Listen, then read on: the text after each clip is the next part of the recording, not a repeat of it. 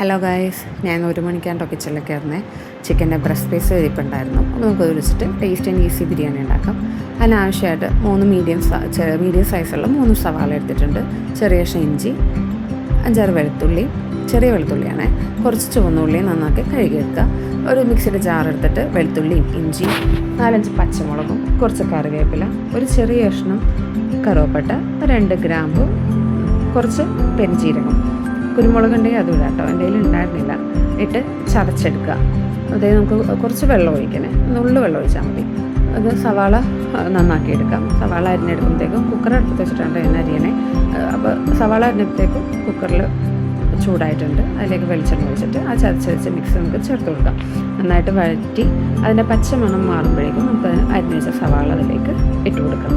അതിലേക്ക് കുറച്ച് ഉപ്പ് ഇട്ട് കൊടുക്കുക. അപ്പോൾ വേഗം വഴന്നിട്ട് സവാള അവിടെ ഇരുന്നിട്ട് വഴന്ന് വരട്ടെ. അപ്പോഴേക്കും നമുക്ക് അരി ഊറ്റി വെക്കാം, കഴുകി ഊറ്റി വെക്കാം. അതിനായിട്ട് 1.5 ഗ്ലാസ് അരിയാണ് കേട്ടോ ഞാൻ ഇവിടെ എടുത്തേക്കുന്നത്. അത് നന്നായിട്ട് കഴുകി വെള്ളം വാർന്നു വെക്കാൻ വേണ്ടി നമുക്ക് വെക്കാം. അപ്പോഴേക്കും ഇവിടെ നമ്മുടെ സവാള എല്ലാം വഴന്നു വന്നിട്ടുണ്ട്. അതിലേക്ക് നമുക്ക് ആ ഉള്ളി നന്നാക്കി വെച്ചത് അത് ചതച്ചത് അതിട്ട് കൊടുക്കാം. അതിട്ട് നന്നായിട്ട് വഴറ്റിയെടുക്കുക. എന്നിട്ട് നമുക്ക് അതിലേക്ക് ഒരു തക്കാളി നേരിട്ടായിട്ട് അരിഞ്ഞ് അതും ചേർത്ത് കൊടുക്കാം.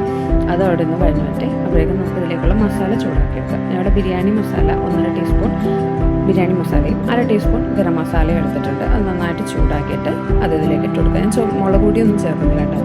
പച്ച മസാലയിലാണ് ബിരിയാണി ഉണ്ടാക്കാറ്. അത് വഴന്നു വരുമ്പോഴത്തേക്ക് നമുക്ക് കഴുകി വെച്ച ചിക്കൻ അതിലേക്ക് ഇട്ട് കൊടുക്കാം. നന്നായിട്ട് ചിക്കൻ അതിലൊരു 10 മിനിറ്റോളം ഇട്ട് നന്നായിട്ട് അതിലേക്ക് മസാലയൊക്കെ ചിക്കനിലേക്ക് പിടിച്ച് വരുന്ന വരെ വഴറ്റിയെടുക്കുക. അതിലേക്ക് ആവശ്യത്തിനുള്ള ഉപ്പും 1 ടീസ്പൂൺ തൈരും നമുക്ക് ചേർത്ത് കൊടുക്കാം. എന്നിട്ട് ഒരു 5 മിനിറ്റ് വെക്കണം കേട്ടോ. അതിൽ വെള്ളം ഇറങ്ങാൻ വേണ്ടിയാണ്. ചിക്കനിൽ വെള്ളം നോക്കിയിട്ട് വേണം നമുക്ക് ചോറിനുള്ള വെള്ളം ഒഴിച്ച് കൊടുക്കാം. കാര്യമായിട്ട് വെള്ളമൊന്നും ഉണ്ടായില്ല, ബ്രസ്റ്റ് പീസ് മാത്രമേ ഉണ്ടായുള്ളൂ. അപ്പോൾ നമുക്ക് 1.5 ഗ്ലാസ് അരിക്ക് ഞാനൊരു 2.5 ഗ്ലാസോളം വെള്ളം ഒഴിച്ചിട്ടുണ്ട് കേട്ടോ. അതിലേക്ക് കറുവപ്പട്ടയും ബേ ലീഫും ഒക്കെ ഇട്ട് കൊടുക്കാം. എന്നിട്ട് അതിന് തിളച്ചതിന് ശേഷം നമുക്ക് അരിയിട്ട് കൊടുക്കുക. എന്നിട്ട് ഒരു പകുതി നാരങ്ങ പിഴിഞ്ഞ് കൊടുത്തിട്ട് 1 വിസിൽ വരെ വേവിക്കാൻ നമുക്ക് വെക്കാം. അപ്പോൾ സമയം 2 മണിയായിട്ടുണ്ട്. നമ്മുടെ ബിരിയാണി ഇവിടെ റെഡി ആയിട്ടുണ്ട് കേട്ടോ.